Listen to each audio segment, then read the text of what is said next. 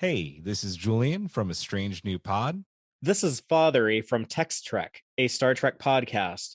I'm Ashlyn. And I'm Rhianna. From the Duras Sisters Podcast. And you're listening to Trek Untold.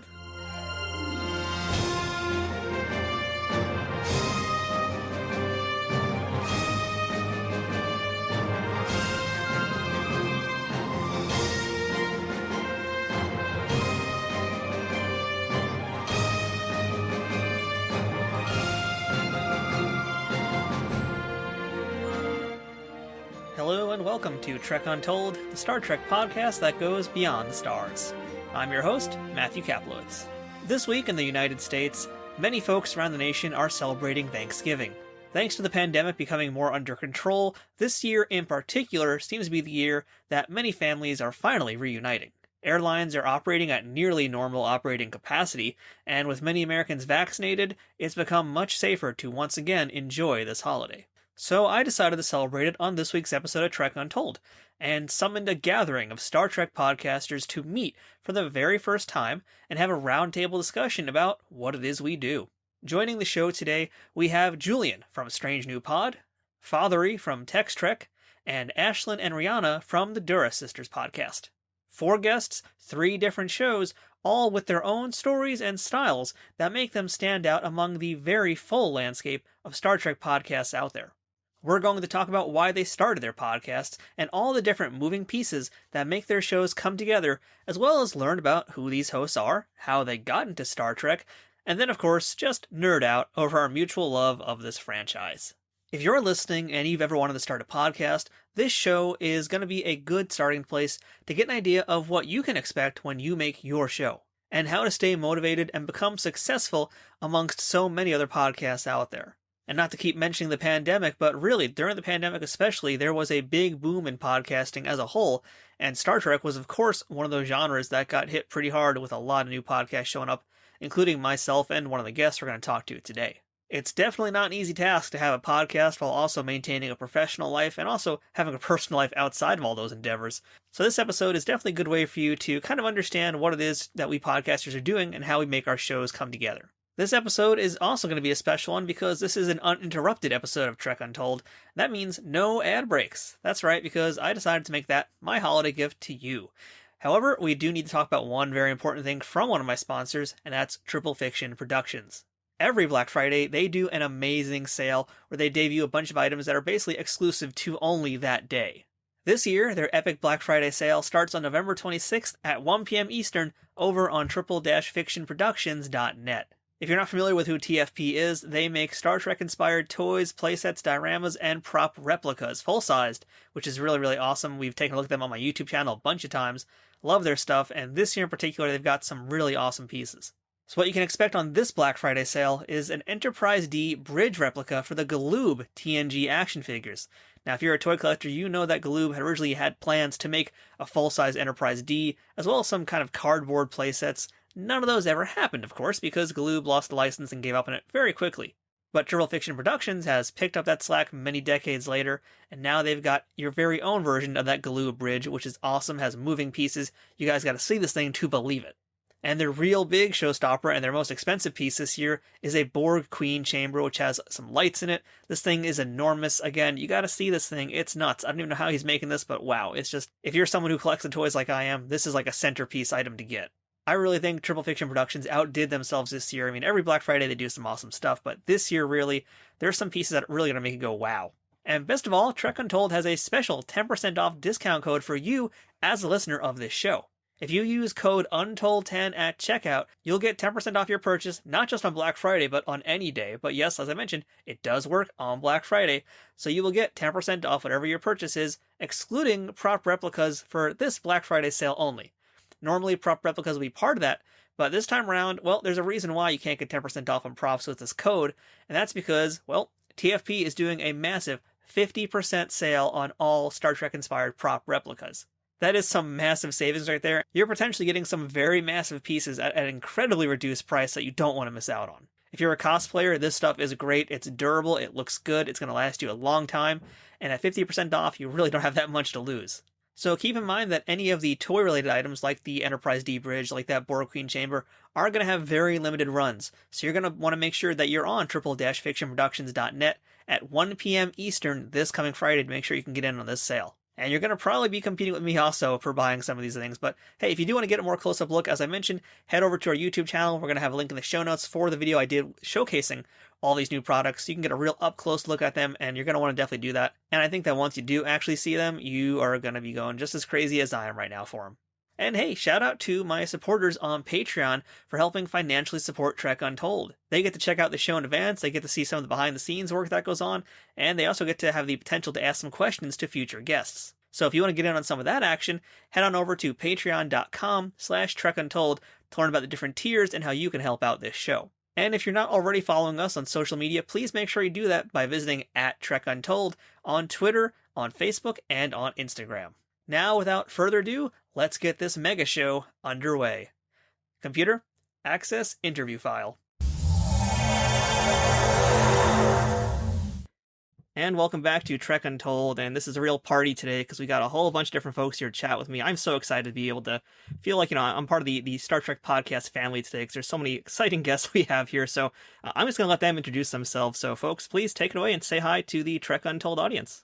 Hey guys, I'm Julian Brown. I'm the creator and co-host of A Strange New Pod. We started, I think, in right in the middle of the pandemic and the beginning of it in 2020, and it's been a wild ride. So it's good to be here. Thanks for inviting us. I'm Stephen Fatheree of the Tex-Trek podcast and YouTube channel. We've been running our show for, I guess, 5 years now. Well, it's been a while, but we didn't really get good until the last couple of years, and that's debatable how good we are. So, but no, it's been a lot of fun. We've covered all of the new era of Star Trek. I guess the Kurtzman era, as people are probably going to end up calling it in the future. Like we have the Berman era, but yeah. So we've definitely had plenty to talk about, especially now, and it's really exciting times. Hi, I'm Rhianna, and my sister Ashlyn. We are here from the Duras Sisters Podcast. And Ashlyn, you want to tell them a little bit what our podcast is about? Yeah, I just want to say we are very happy to be here. We're very excited to have this conversation today. The Duras Sisters podcast basically discusses all of Star Trek. So we start and go series by series through, and we look at each episode through a certain theme. So we started out with pilot episodes, and we watched the first pilot of every single Star Trek series. So we have a lot of different series, and it's been awesome. Right now we're in the middle of our movie series, and we're actually planning on watching Generations later tonight. So yeah. That just had its anniversary, right? Like 25th anniversary, yeah, or one of those. That's awesome. Did. Yeah. It's been working well timing wise for sure. Yeah, we've been going for just over a year now. We started, I think our first episode was released September 18th of 2020. So it was a pandemic baby for sure. Yeah. I mean, I'm a pandemic podcast baby myself. I basically started mine as well just a little over a year ago. So, I'm still here, which is awesome. And for folks listening, obviously, I'm Matthew. I'm from Trek Untold. You already know that. But yeah, let's talk a little about our histories now, our collective histories with Star Trek and the fandom of Star Trek. I'm going to start this time with the Dura Sisters here, because I just love saying the Dura Sisters.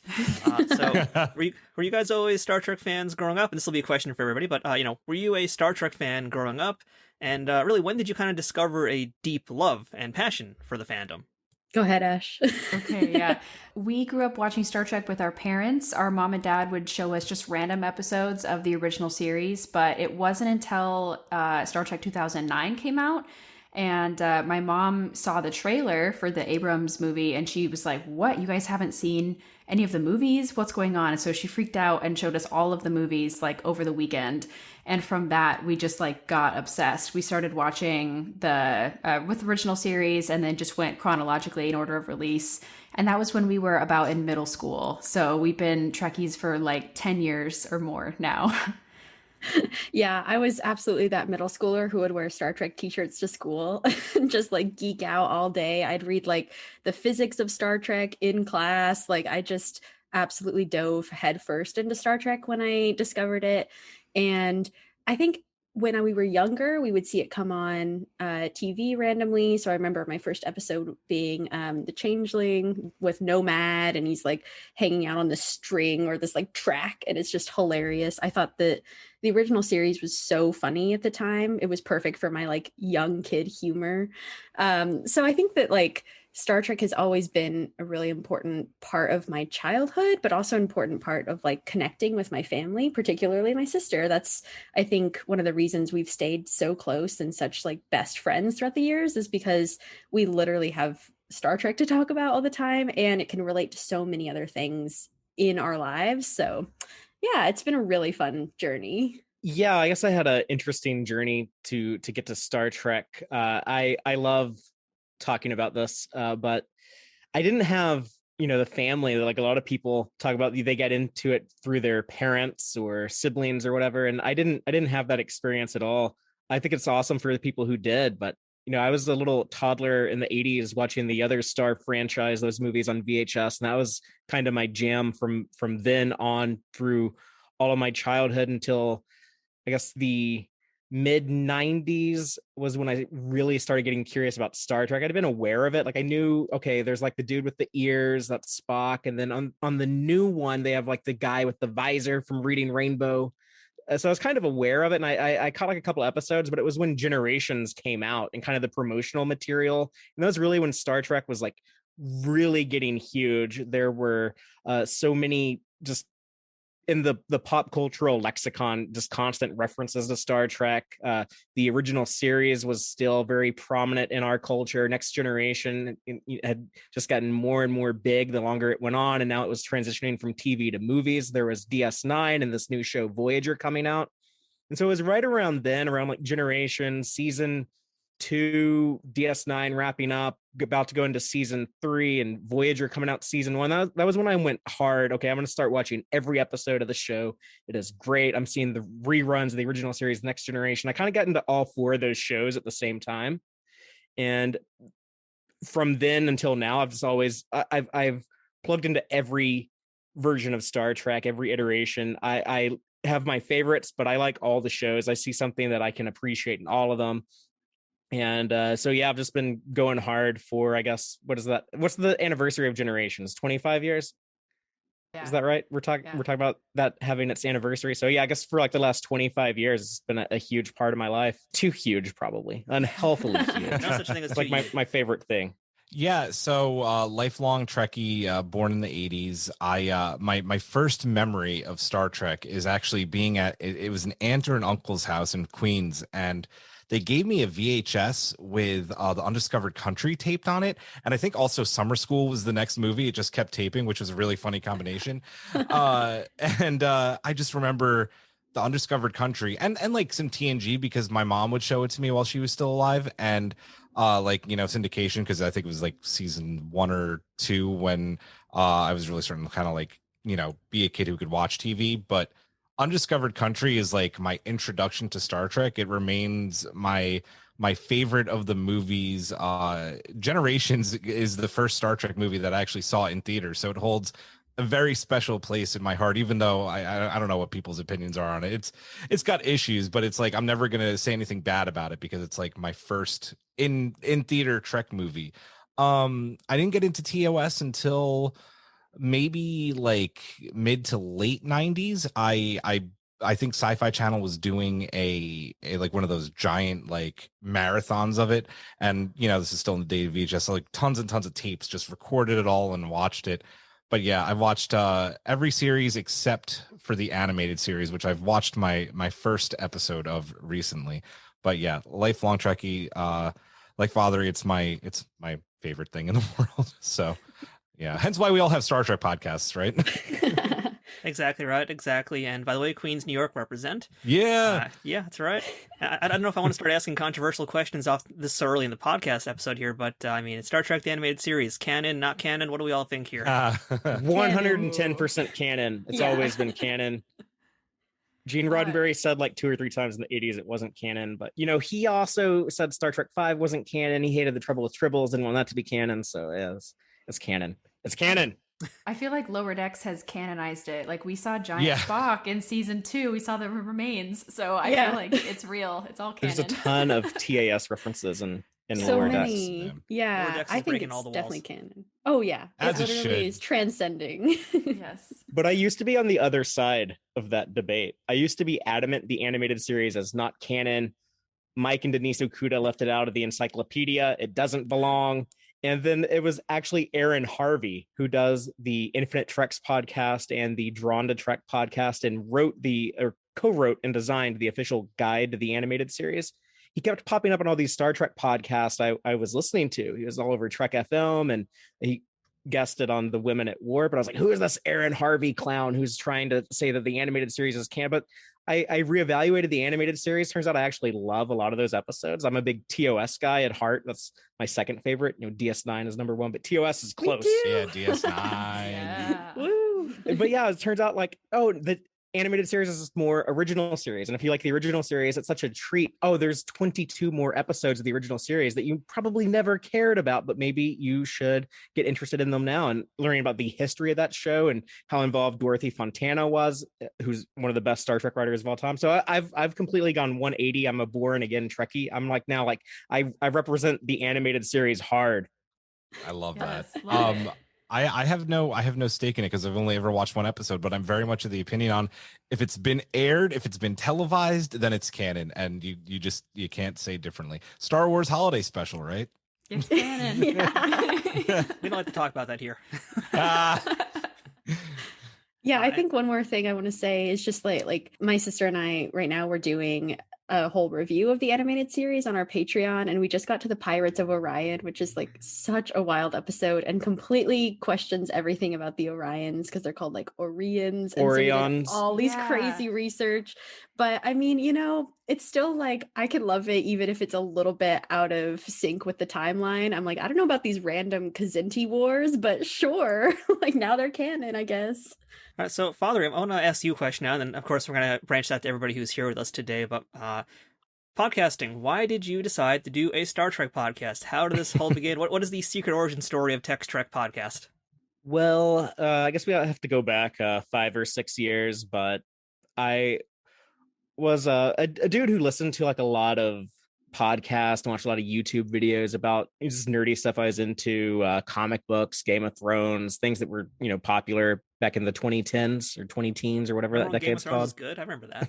Oh yeah, some of the days. But what did we say about not wanting to talk about things? Fair enough. Ooh, it was, I guess, when we got the news in November of 2015 that they were going to bring Star Trek back to its true home, television. It's going to be this new show on something called CBS All Access that no one cared about until then. And I was like, oh, okay, that's really cool. We're going to have a new show. There should be people who are like talking about that, reviewing episodes. You could even go and talk about like all the old Star Trek. Why aren't there people doing this like there is with all these other things I'm into? And there were. It took me a while to find them. I mentioned Trek FM and Women at Warp, and I found like some other people, and but I decided that there wasn't enough, or there's kind of a void there. I was like, well, maybe I should do that. And it was actually the other Star franchise. I don't like talking about it too much because I feel like they never talk about Star Trek, and so many Star Trek people talk about the other Star franchise. So I don't need to give them more recognition. Like they get plenty of it. Of course.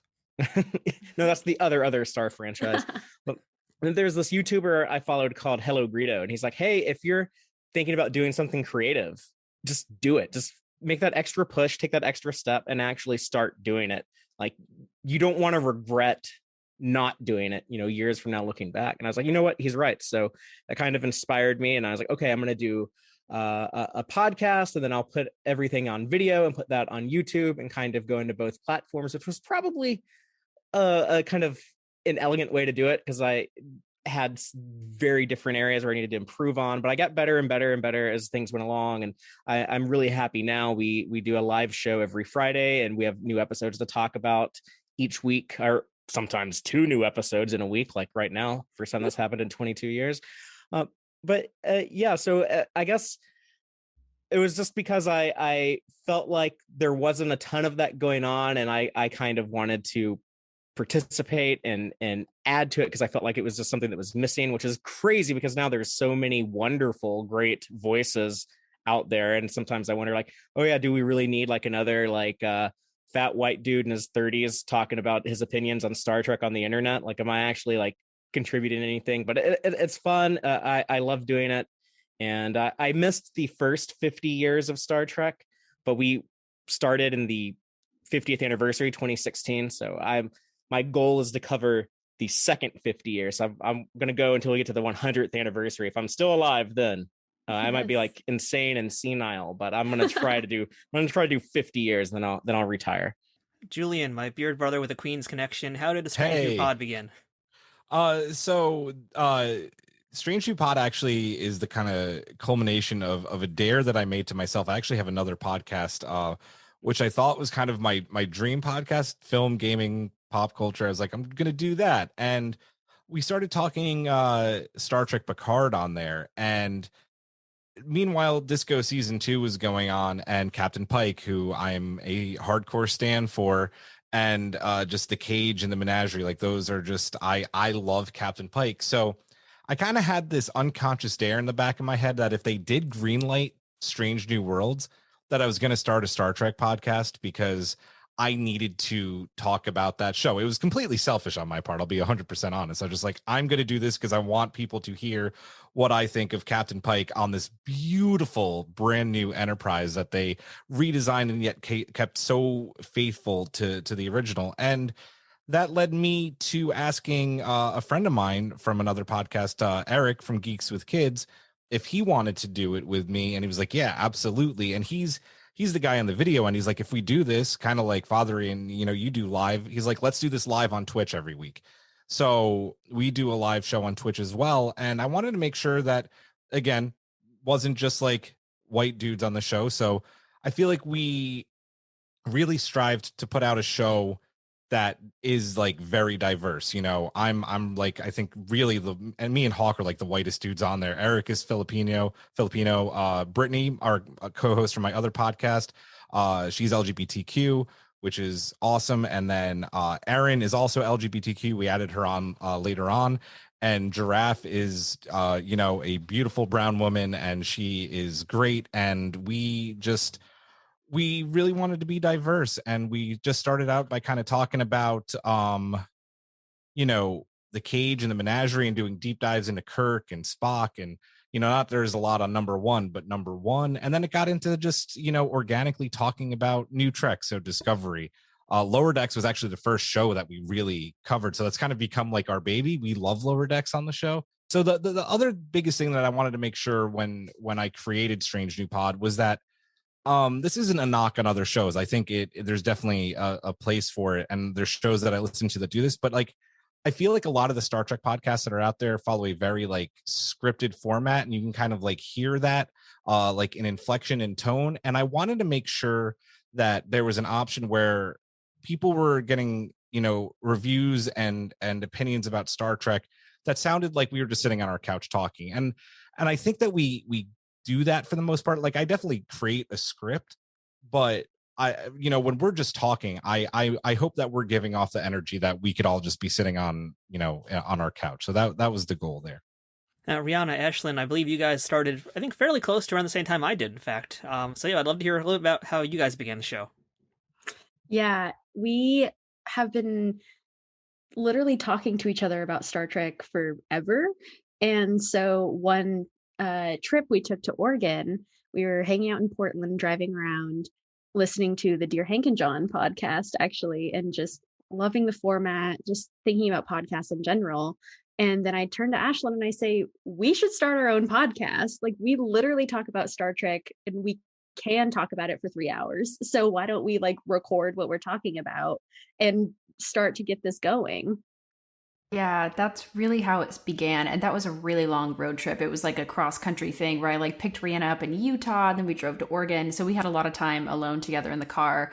And I think the biggest obstacle at that point, because that was like 2018, I think, when we were on that trip together. And the biggest obstacle was I was finishing grad school, Rhianna was finishing her bachelor's. And so there's no time, that we could create and still make a podcast that we wanted to be as good as possible.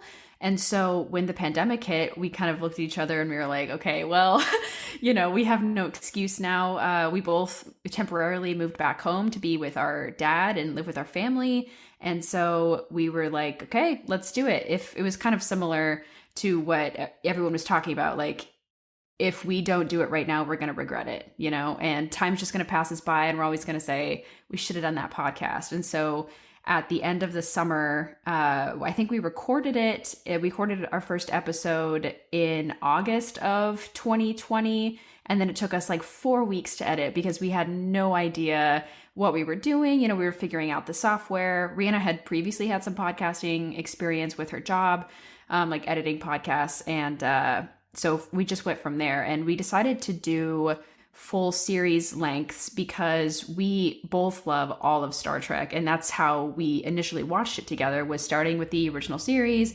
Then we went through all of Next Gen, DS9, Voyager, Enterprise, and but we also knew that there were a lot of podcasts that did just go episode by episode and review them, and so we wanted to create something a little bit different. And so that's how we came up with the idea of doing, like, looking at Star Trek episodes through a certain viewpoint.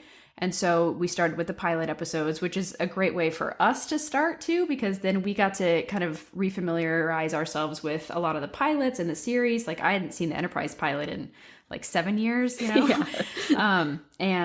So the ones that we've focused on so far, after we did pilots, we did the family episodes, which is all of the family episodes in Next Generation and original series. And it was really great, especially like seeing Worf's progression through TNG, through DS9 was really great. And Spock too. I mean, everything that we get secret with Michael, siblings everywhere. So many secret siblings. So that was awesome. And then we've also done time travel, villains, love and affection. And then now we're on to movies.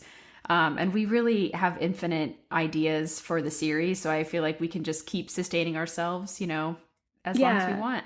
I mean, that's what's so fun about making this podcast, is the fact that I feel like we can never run out of themes to cover in Star Trek, because there's so many that are universal throughout all the series, but there's also enough that are like niche, like it was really fun doing family because there are a ton of characters who we get to learn all about their family. And then there's some where we're like, we're going to talk about one episode with this random character that like has one family member, and so I think it helps to watch these episodes and we can't talk about any other part of the episode. We just have to talk about family. And so it creates kind of a fun limit to ourselves, where then maybe we're going back in time travel and watching that same episode for a different reason and under a different lens. And so it was such a fun way for us to also make sure we're talking every week as well during the pandemic, because we're just so close as sisters. And so it was really important that we kept that connection. That's one of the things I like about the Dura Sisters podcast, is that it does look at these episodes in a very different perspective that you don't often get from a lot of other shows out there. But I'd love to know a little bit about how you guys actually put together an episode from start to finish. I mean, I know there's got to be a research process to do this for every single episode, and to figure out also what episodes you're going to cover as, I guess you can call it an arc for your podcast, essentially. So how do you guys go about doing that? And then how does an episode get put together? Sure. Well, first of all, we will decide what our watch list is going to be. So for the movie series, it's really easy. Just watch one movie per week. Yeah. But for something like the time travel series, especially in like Discovery, it was essentially all of season 2. And so we have to go together. We just have like an hour-long conversation and say, what episodes are worth watching? Do we watch the whole thing? Because sometimes we just know from memory, like, oh, it only talks about that weird Worf episode. We talk about his dad and that part, and then we'll also have to do some research, usually on Memory Alpha, because Memory Alpha is amazing. And you can just like control F, like, okay, family or whatever. So we create a watch list, and then we will spend a week watching the episodes. We'll have a deadline to have all the episodes watched by. And then I typically like to do a little bit of historic research. And so I'll make sure that I have that all ready to go. We record the episode, and then depending on who is busiest that week, either Rhianna will edit the whole thing or I will edit the whole thing, or we chop it in half and each edit half of it. And then we put it together, add the intro and outro, and then we try to get it out every week. but sometimes it gets busy and we ended up doing like every 2 weeks. But yeah, we've kind of got it down to a good cycle now. Like I mentioned in the beginning, it really was taking us forever to edit because we were editing out every tiny little thing, and we were super nervous recording the first couple episodes, and so we had to cut out huge chunks of things, and so we've really streamlined it now. Yeah, it can be a real process to when we're having a very daunting series like time travel or family, because we had to actually make like a cap of the type of time travel episodes we'd be discussing, because we could not talk about all the anomaly based time travel. Like that's like every other Next Generation episode. And so we'd be talking like half seasons and watching like 40 episodes a week, and we just cannot do that with like our working lives. And so we were like, this is only being based time travel. We need to be really specific, but we're still watching sometimes like 20 episodes a week. And so it's crazy because Ashlyn will tell me right before we start recording, she's like, okay, hang on, I'm just finishing up this last episode and then we can like start. And I'm like, it's okay, I'm finishing it too, or whatever. So sometimes we get right down to the wire because we just have a lot of content to discuss. And I think like it does feel good to watch that many, even though it is a long process, especially if we have like 20 episodes to watch per week, because we are doing our due diligence and we do have these extremely deep dives into these episodes that maybe people forgot or they're not like the popular ones. And so it is fun to bring them back, even though it can take a very long time, even just to make our watch list.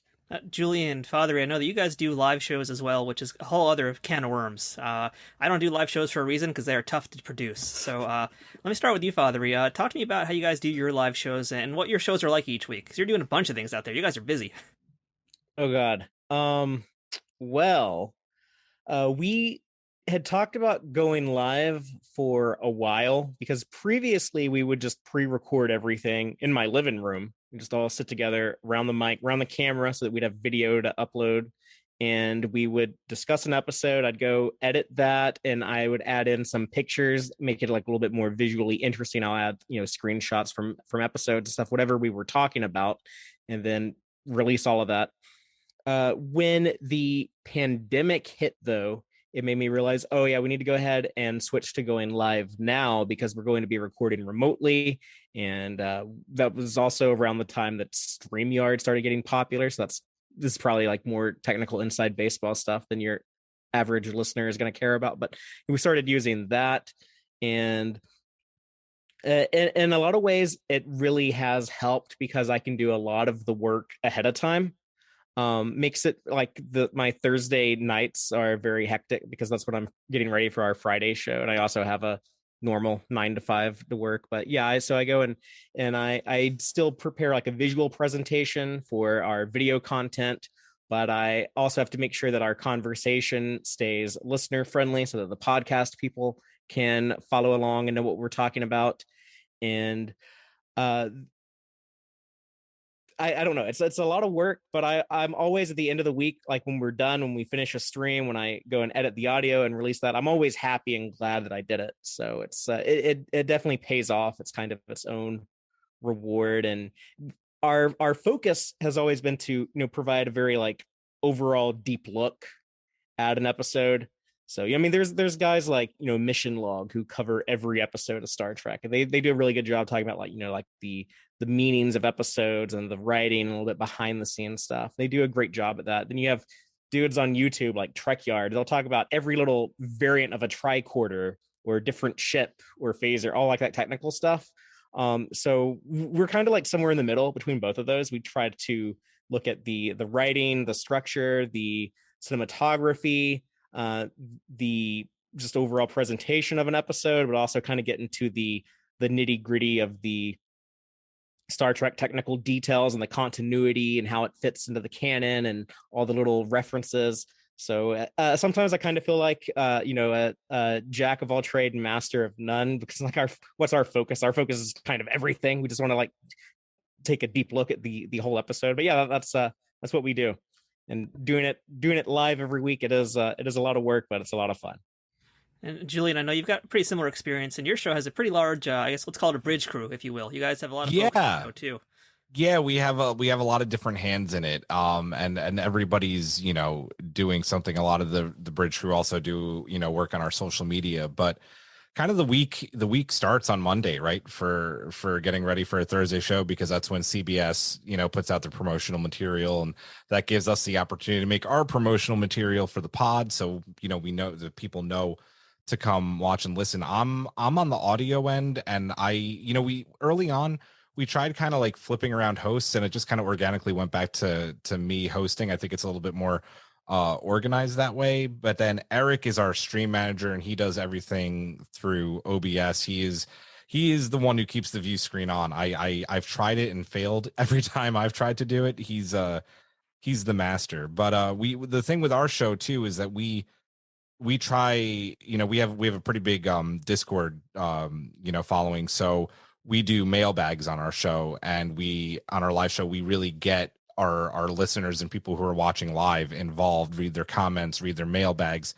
And then kind of what Fatheree was saying, you want people to kind of understand what's going on if something was said that's video related. So I do all the audio in the morning on Friday to get the pod out, usually like around noon. And I keep some of the stuff that people might not get just because I want it to feel organic, but there's also things like, oh, like look at that, like they're showing that, like I'm gonna cut that stuff out because people aren't gonna understand that. Early on in the show, Eric would do a lot of like inserting like quick video clips or photos, and that's a lot of work, right? And I don't know if people need that too much, and no one's ever been like, oh, hey, why'd you guys get rid of that stuff? It makes the show a little bit more streamlined. But each of our hosts have a hand. Like when we're right now, it's just like it's been crazy because it's just been Lower Decks and Prodigy and now Discovery. So before that, we did Best of Species series, just a lot of like best of, and kind of like what the Dura Sisters are saying, right? Like there's a lot of research and watching of Star Trek that you have to do to get ready for those. But right now it's just watching the new stuff and making sure we're all giving our thoughts while not like boring people to death. So we try to like, deep dive it a little bit too. But we the main thing about getting our show ready is making sure that the people in our Discord or the people that follow us on Twitter who do come and watch live feel like they get to be involved in the show, because that's what we want. We do, like I mentioned earlier, want it to be almost like, sitting on a couch or around a campfire, just, do you swear on the show? Go for it. Shooting the shit about Star Trek. Like that's the hope and dream. But Eric gets the video out, I do the audio, and it's kind of just this perfect symbiosis. It's great. All right, so I'm gonna turn the temperature up a little bit here in this chat now because we got so many different people here and so many different opinions. Let's get into some fun Trek stuff here. It's gonna turn into chaos.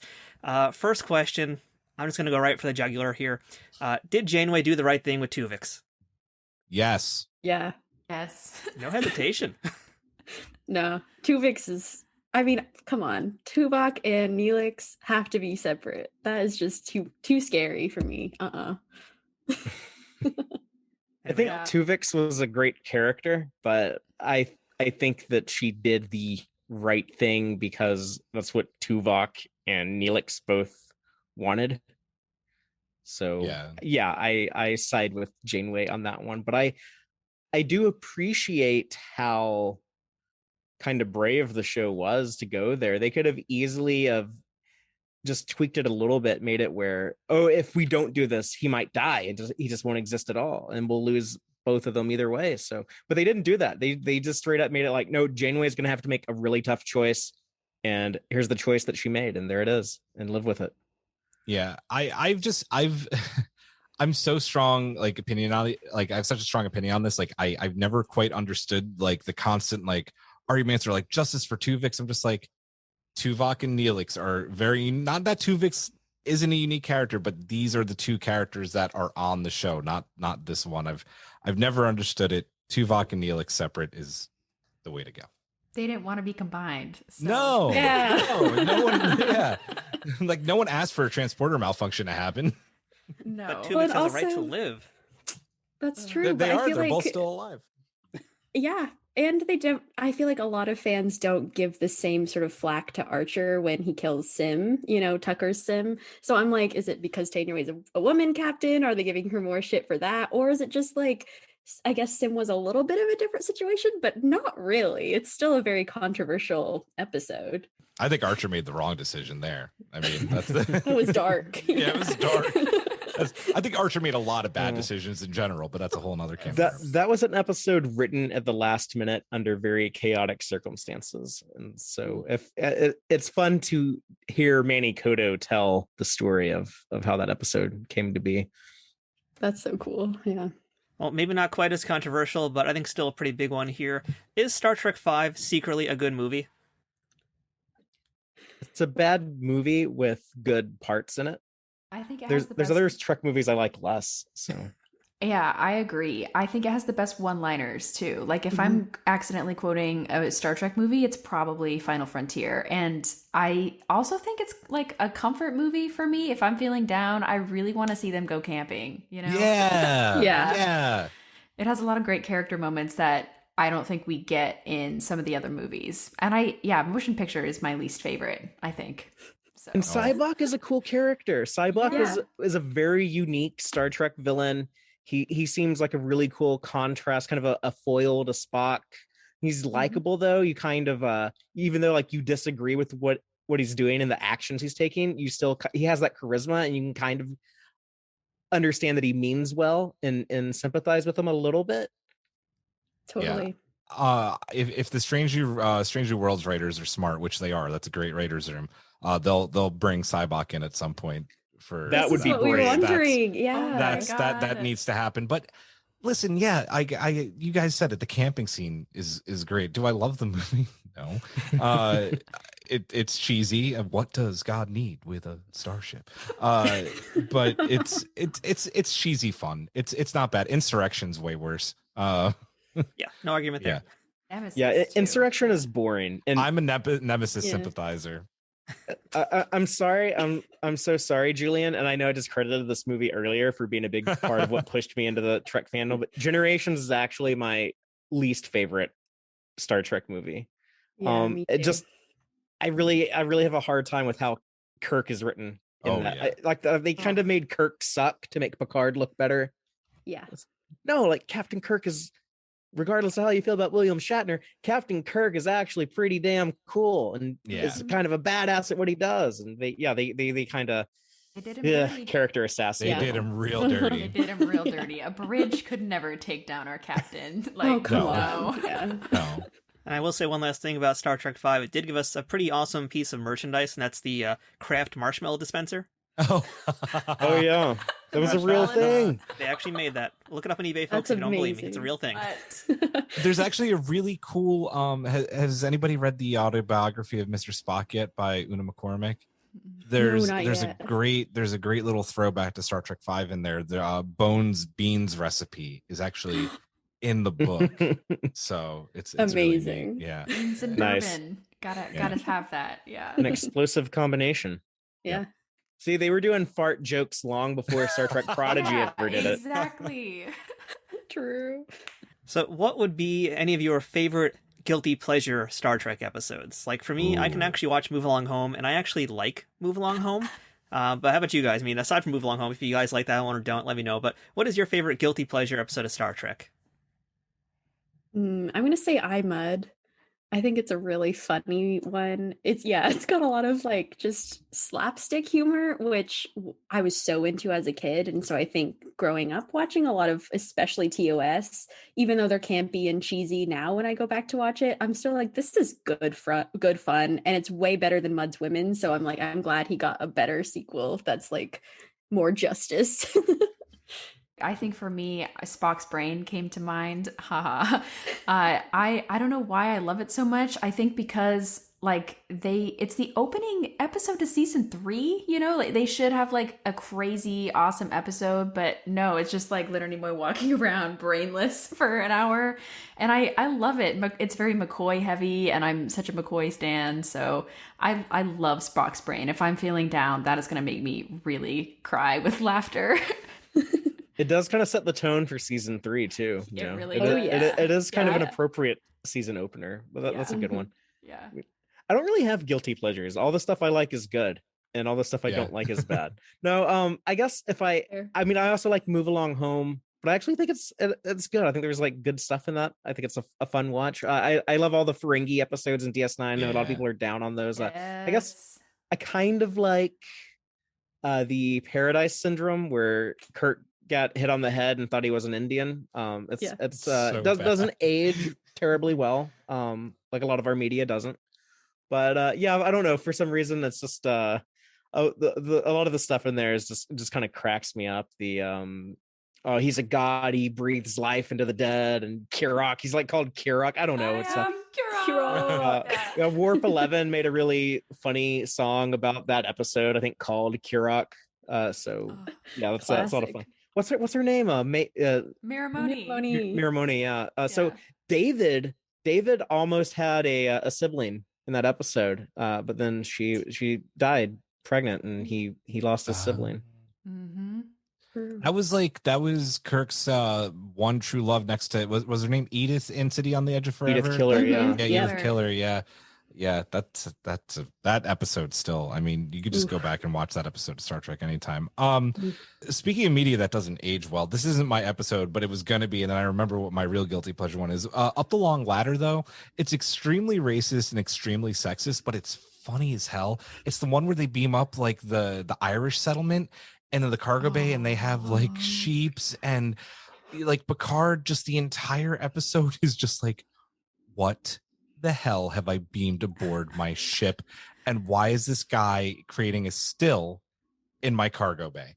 It's a horrible episode. It is not aged well, but it's really fun. My real guilty pleasure, I don't know if it's a bad episode, but I really love Arsenal of Freedom, where they go down to the planet, and the guy's like an arms dealer. He's like, oh, like buy our newest system today, and the AI proceeds to get smarter and smarter, and Picard has to like look over Beverly because she's broken her leg, and meanwhile Geordi's up on the Enterprise in command for the first time, and he gets to do a saucer separation, and it's just like, it's a cheesy episode, but it's also really cool because like they're fighting these little tiny bots that don't really look that menacing, yet they almost destroy the Enterprise. And they're in the episode of Lower Decks when the AI bot that Mariner and Boimler get trapped with, and they're all like floating down when he's about to have his big thing, and then he's like, oh no, you got boimed. I love Arsenal of Freedom. I feel like not a lot of people talk about that episode, but it's fun. That's a deep cut. I love it. Yeah. Shout out to the late Vincent Schiavelli, who was the arms dealer in that episode. Yes. Nice. Yeah, he's hilarious. So I know a lot of folks love to ask people, who is your favorite Starfleet captain? But I don't want to hear that. I want to go a little bit deeper in this case. I want to think about, if you're on the ship of whatever starship you're on, I think it's really important that your doctor is someone you like. So if you're serving in Starfleet, who do you want your ideal Starfleet doctor to be? Dr. Hugh Culber. I love that man. He's a good doctor. He's also now apparently the ship's counselor. So, that's awesome. He's great. He's also beautiful. Like, I think I post this once a year. He makes me question my straightness. Like every time he posts something, I love it. So, a doctor that is very competent and also nice to look at. Yeah, I think I'm, for kind of the same reasons, I'm going to choose Beverly Crusher, because she's absolutely gorgeous, but also she's just so like kind to everyone. She's got a great idea of like so many alien physiologies. She is also someone I think I could go to if I was having like mental problems. Like, she seems like, yeah, I'd go to Troy, but like, I don't know, Crusher is just a very calming presence, and I think that she is just very cool under pressure, and she could definitely get the job done. I can't believe you didn't say Bashir. Rhianna is like obsessed with do Bashir. Love Bashir, but I think sometimes like I don't know if I would want him as my doctor, because he's just a lot. And so like I think I need someone a little more calm and collected, and that's Crusher for sure. You definitely don't want like seasons 1 and 2 Julian. Like no, he was awful. No. Yeah, I'm actually going to say Crusher as well. I love McCoy, but I think like his bedside manner is just a little too rough, So I'm for the same reasons, I'm with Crusher. And similarly, I also question my sexuality when I look at Beverly Crusher. Like, I'm straight, but oh man, not with her. Like, she's amazing. Nope.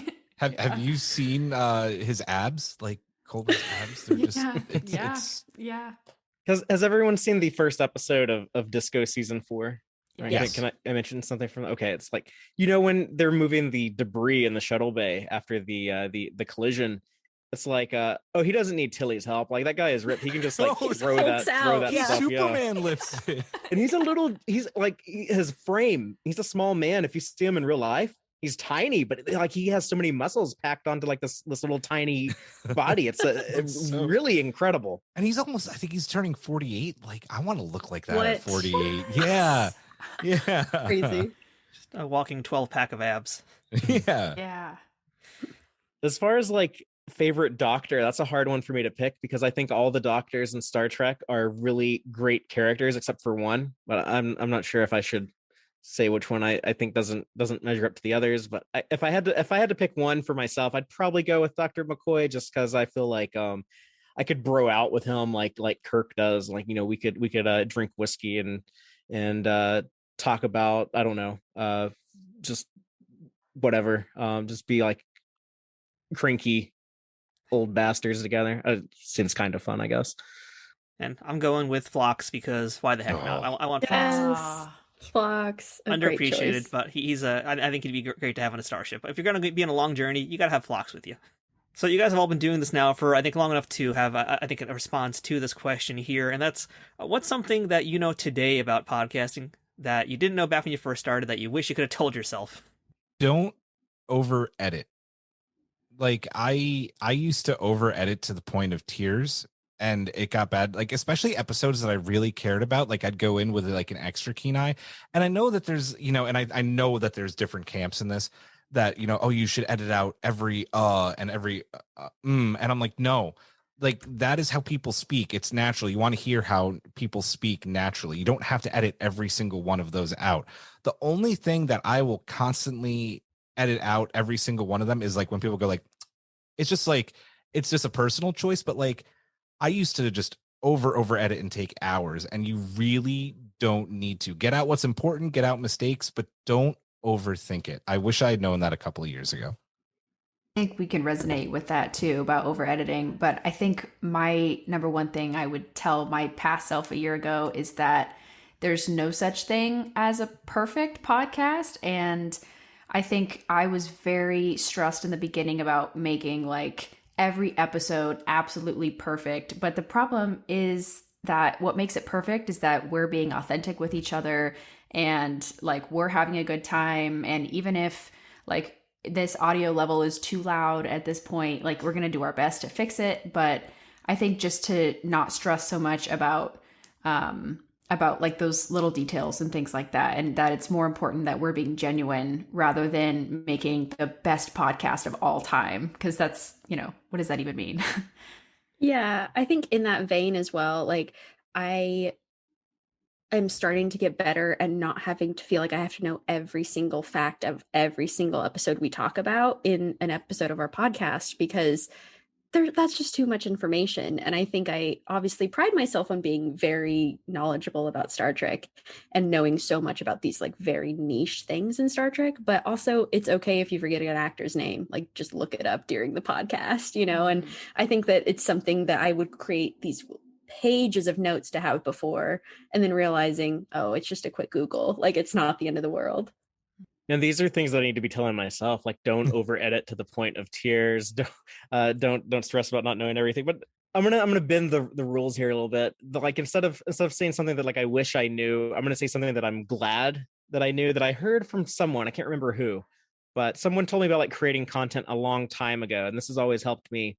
Is don't worry about being good at everything. Focus on one thing that you want to improve, and then when you get that better, find something else you want to improve. And then you get that better, find something else. Because if you try to just, do everything perfect all the time on day one, you're going to disappoint yourself. So allow yourself to grow and develop and get better over time.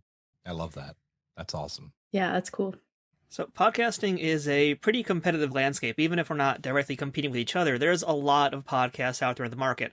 And that's just talking about Star Trek alone. If you're thinking about an audience member that's going to try to listen to your show, you're not competing with like the hundreds of celebrity podcasts out there. You know, like we're going head to head with Conan O'Brien Needs a Friend and the Joe Rogan Experience, which can go by as far as I'm concerned. But, Yes. you know, basically, how do you guys keep yourselves motivated? Because I know a lot of shows out there, they barely make it even 10 episodes. Sometimes if they make it to 6 months, that's actually a pretty big achievement in podcasting. You guys have all been around now for, I think, long enough here now to kind of have an idea of what this landscape is like. So how do you guys keep yourself motivated and energized and basically keep the show going? I think for me, at least, it's more about knowing that, like, yes, we're doing it for the audience, but also we started out this podcast. I started out with the lowest expectations, just saying, if we make this podcast every week and we have one listener and it's our mom, great. You know, like I am totally fine with that because it's something that I feel like both Ashlyn and I needed to do, as it really felt like something that like a really fun project that I didn't have to get a grade on or get paid for, you know, like I could just do it because I'm passionate about it.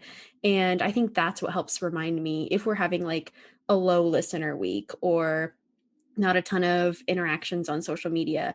I don't really try to get that down because I'm thinking we're going to have loyal listeners. If they like our podcast, if they like our stuff, that's amazing. But like, it's nice to know we're not just talking into the void and no one's listening, but also I think just remembering like why we started this was just for Ashlyn and I to have an outlet to talk about Star Trek and hopefully resonate with some people. We definitely feel the difference when we take an off week, because sometimes one of us will go on a trip or whatever reason we can't make an episode that week, and we both feel the pain and we're looking around and we're like, wait, why aren't we watching Star Trek this week? Why it's like I start to feel that emptiness. And so I think Star Trek, for so long when I was in college, I was not watching a lot of Star Trek, even though like I'm such a huge nerd, just because I was busy. And so it's almost like a religion, I think, where now, you know, keeping it on all the time. And now that we're living in this like new renaissance of episodes every week, it's just like blowing my mind that we're alive during this period of time. I think that it's become kind of a necessity that Rhianna and I have to meet up once a week to talk about Star Trek. And like she said, no matter what is going on with our fan base, it's most important that we get to connect. I want to piggyback on what Rhianna was saying, because my other podcast, you know, we have a very low listenership. So, you know, it's basically like just kind of a, we give it out to those people and we do it because we like it. So I went into doing a Star Trek podcast with little to no expectations. I knew how many Star Trek podcasts were listening. I'm going to give a shout out to my favorite Star Trek podcast. I was already listening to Star Trek Discovery Pod and loving them. I'm like, how do I even like compete? I know those dudes. They're here in Austin. They're awesome. I love them. I've been on there. I've been on there with Mike. Yep. Yeah. Mike's great. I love that podcast. They're actually like a huge inspiration for, you know, like getting this started. We've had Mariah on our show before, but I just wanted to talk about Star Trek. Like, I that's one of the things that keeps me going every week. But one of the things early on, and I was actually hesitant to do it because I didn't think I'd have the time to like devote to like a community. But Eric's like, we need to do a Discord. We need to get people, because that's what's going to keep this going and make this even more fun. And man, the community that we've built is just I never in my wildest dreams expected that we would get to where we are right now.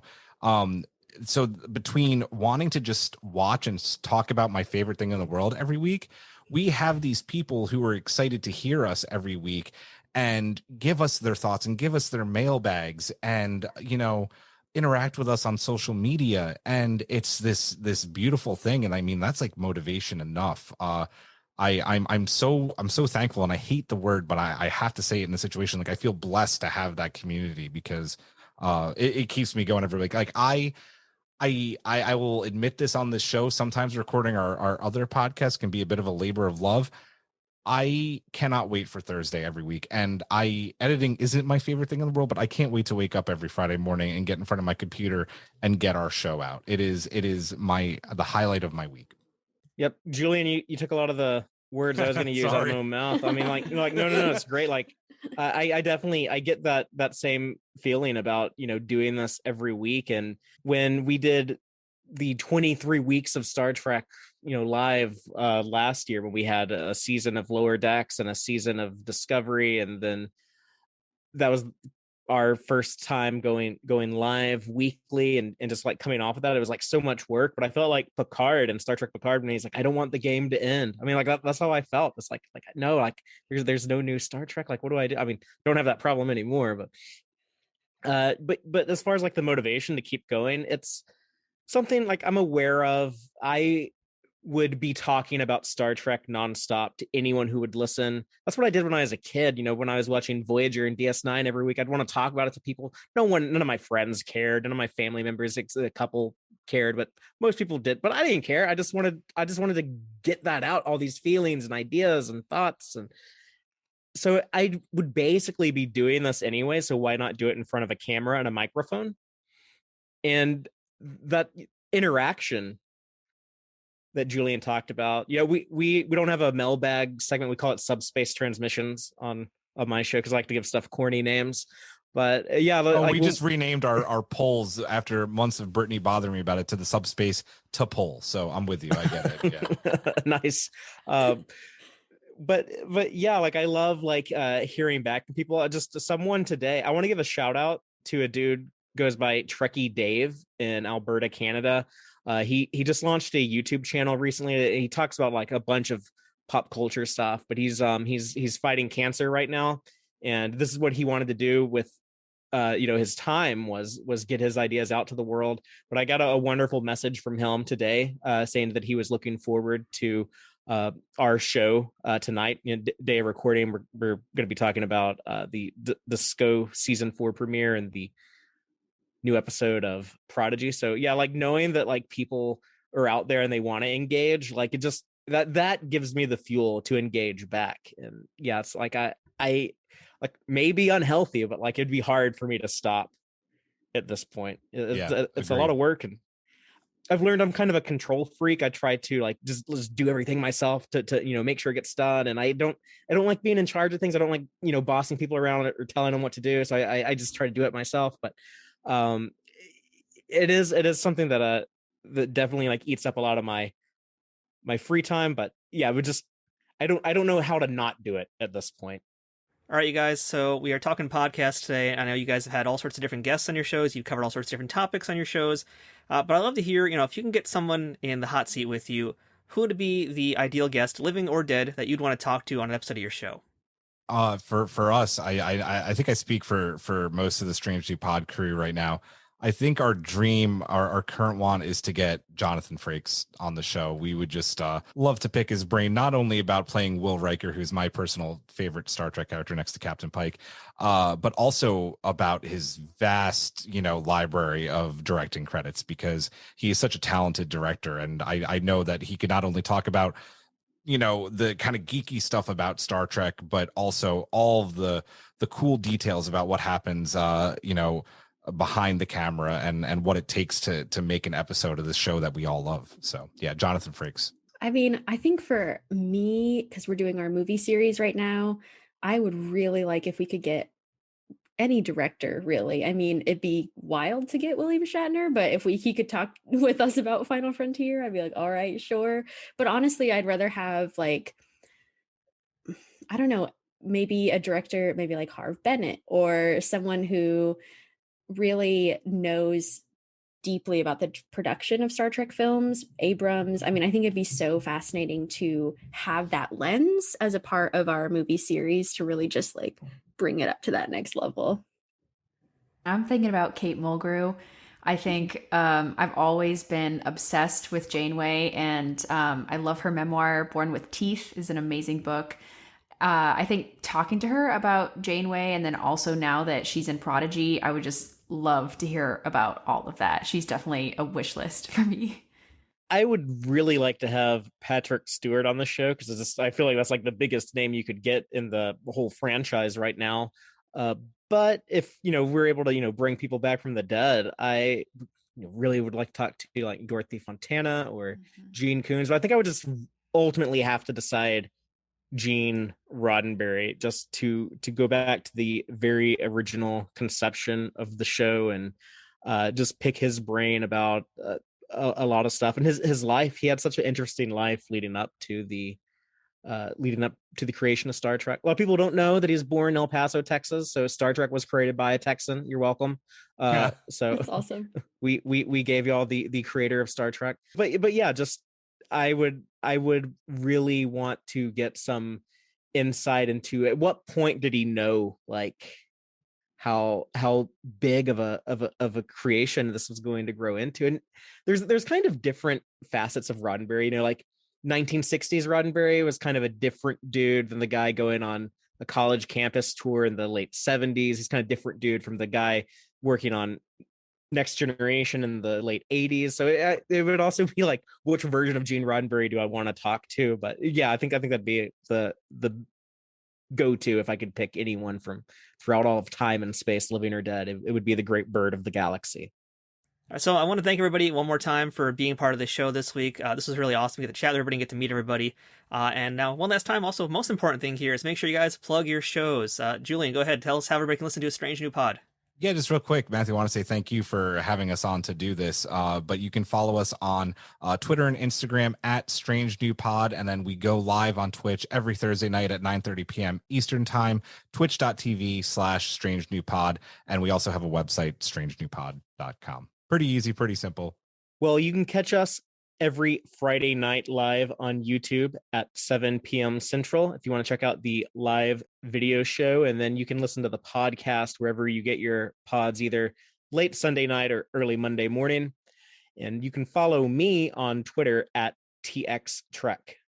Sweet. Yeah. The Duras Sisters Podcast can be found on Instagram, Twitter, Tumblr, TikTok, all under the Duras Sisters Podcast. We also post our suggested watch lists on social media beforehand, so you can watch the episodes that we watch before we release our most current episodes. We've got a lot of fun stuff on TikTok, and you can also email us at the Duras Sisters Podcast at gmail.com. And don't forget to follow us on Patreon too, which is patreon.com/the Duras Sisters Podcast.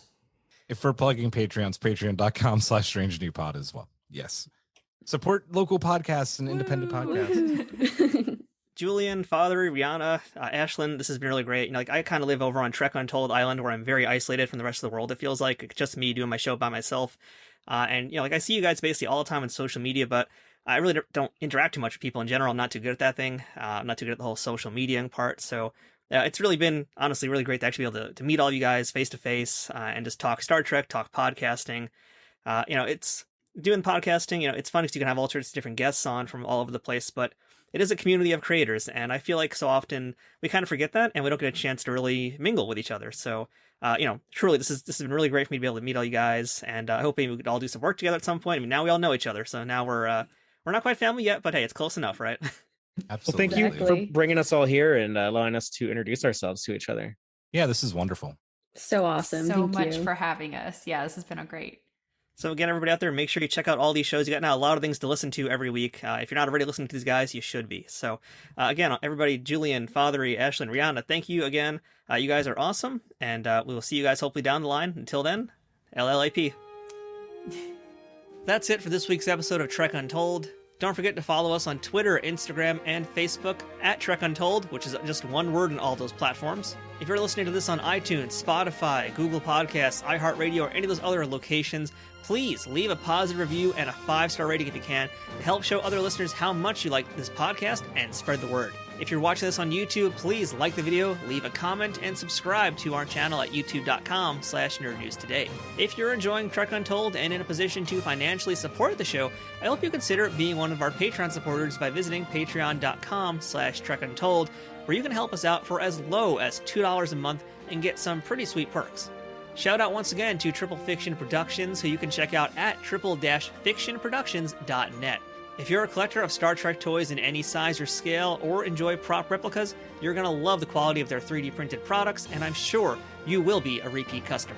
If you have any comments, feedback, or suggestions for future guests, send an email to me at trekuntold@gmail.com. I hope you'll beam up again with us next week for another episode of Trek Untold. So until then, I'm Matthew. Thanks for listening, and remember, fortune favors the bold. Trek Untold is sponsored by TrekSphere.com.